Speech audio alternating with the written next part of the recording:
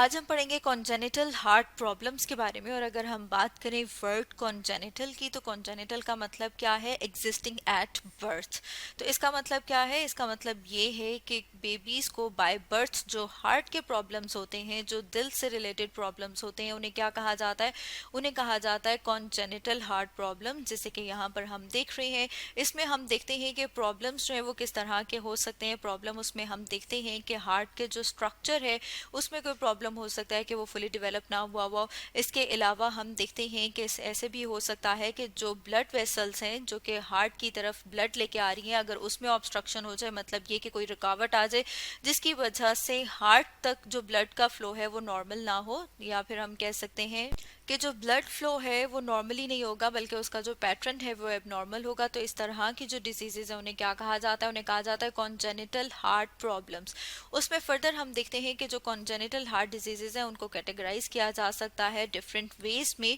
और उसमें हम देखते हैं कि अगर हम बात करें कि जो कुछ बेबीज हैं, अगर उनकी बात की जाए तो हम देखते हैं कि उनका राइट या लेफ्ट वेंट्रिकल जो है वो सही तरह से डेवलप नहीं हो पाता। और अगर हम राइट और लेफ्ट वेंट्रिकल की बात करें तो ये क्या है? ये हार्ट के हम देखते हैं कि चैम्बर्स हैं, और उसमें हम देखते हैं कि इनमें से कोई एक जो है वो सही तरह से डेवलप नहीं कर पाता, जिसके रिजल्ट में होगा क्या कि जब वो डेवलप नहीं हो पाएगा सही तरह से, तो जो हार्ट है वो ब्लड को सही तरह से पंप नहीं कर पाएगा टूवर्ड्स द लंग। और जब हार्ट जो है हमारे ब्लड को लंग्स की तरफ पंप करता है तो उसकी वजह से क्या होता है कि वहां पर लंग्स में जो ऑक्सीजन प्रेजेंट है वो डिफ्यूज हो जाती है हमारे ब्लड में। मतलब ये कि डिफ्यूजन की बात करें तो उसमें हम देखते हैं क्योंकि लंग्स में ऑक्सीजन की अगर बात की जाए तो वहां पर ऑक्सीजन की जो कंसंट्रेशन है, मतलब ये कि उसकी मिकदार वहां ज्यादा होती है, तो वहां से वो कहाँ पर आ जाती है? हमारे ब्लड में। फिर वहां से फर्दर ब्लड जो है वो कहाँ पर आता है? हार्ट में, और फिर वहां से पंप किया जाता है पूरी बॉडी को। लेकिन जैसे कि हम यहाँ पर देख रहे हैं कि अगर राइट या लेफ्ट वेंट्रिकल में से कोई एक अगर सही तरह से डेवलप नहीं हो पाता तो फिर क्या होगा? इस डिजीज को क्या कहा जाता है? इस डिजीज को या इस कंडीशन को कहा जाता है हाइपोप्लेजिया। और इसमें हम देखते हैं कि ये किससे अराइज हुआ हुआ है? टू ग्रीक वर्ड से, जिसमें से एक की अगर बात करें, हाइपो की बात करें तो हाइपो का मतलब है अंडर, और प्लेसिस की बात करें तो प्लेसिस का मतलब है फॉर्मेशन। जिसका मतलब ये है कि हार्ट का कोई हिस्सा जो है वो सही तरह से डेवलप नहीं हुआ हुआ। जैसे कि यहाँ पर हम डायग्राम में देख रहे हैं कि एक नॉर्मल हार्ट की डायग्राम है, और साथ में यहाँ पर हम देख रहे हैं हाइपरप्लास्टिक है, जिसमें कि हम देख रहे हैं कि यहाँ पर जो लेफ्ट साइड को अगर देखें तो वो सही तरह से डेवलप नहीं हुई हुई। जैसे कि यहाँ पर हम देख रहे हैं, अगर हम कंपेयर करें तो यहाँ पे हम देख रहे हैं कि वो फुली डेवलप है और यहाँ पर वो डेवलप नहीं हुई हुई। स्मॉल हाइपोप्लास्टिक लेफ्ट वेंट्रिकुलम है। इसके अलावा हम देख रहे हैं कि स्मॉल हाइपोप्लास्टिक एओर्टा। हाइपोप्लास्टिक मतलब ये कि जो अंडर डेवलप है, जो सही तरह से डेवलप नहीं हुआ। इसके अलावा हम एक और यहाँ पे देख रहे हैं रीजन के वो ओपन है, जैसे कि डक्टस आर्टीरियोसिस।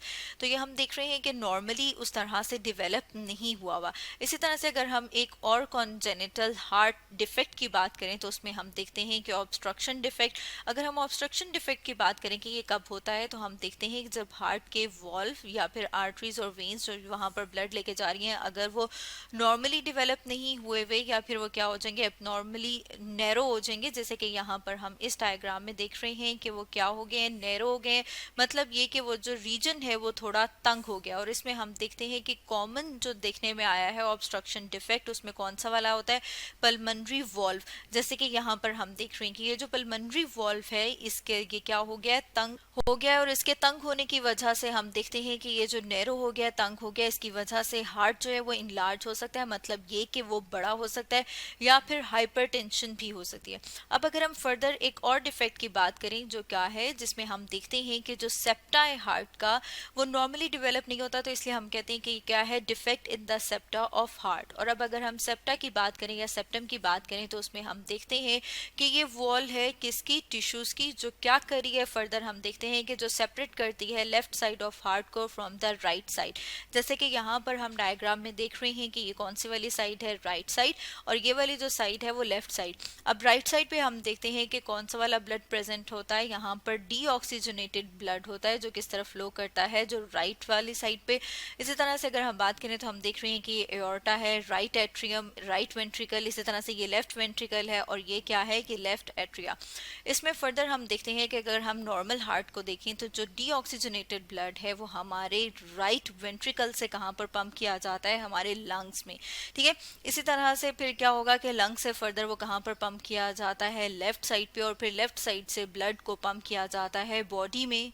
लेकिन अगर हम किसी ऐसे पेशेंट की, ऐसे बेबी की बात करें जिसमें क्या है, जिसमें उसका जो हार्ट का सेप्टा है वो नॉर्मली डेवलप नहीं हुआ, तो जैसे कि यहाँ पर हम देख रहे हैं कि ये वाला जो रीजन है अगर उसको कंपेयर करें, तो जैसे कि यहाँ पर हम देख रहे हैं ये वाला जो रीजन है अगर हम इसको कंपेयर करें तो यहाँ पे कम्प्लीटली सही तरह से डेवलप है, लेकिन यहाँ पर ये जो रीजन है वो कम्प्लीटली प्रेजेंट नहीं है, बल्कि उसमें एक होल सा प्रेजेंट है।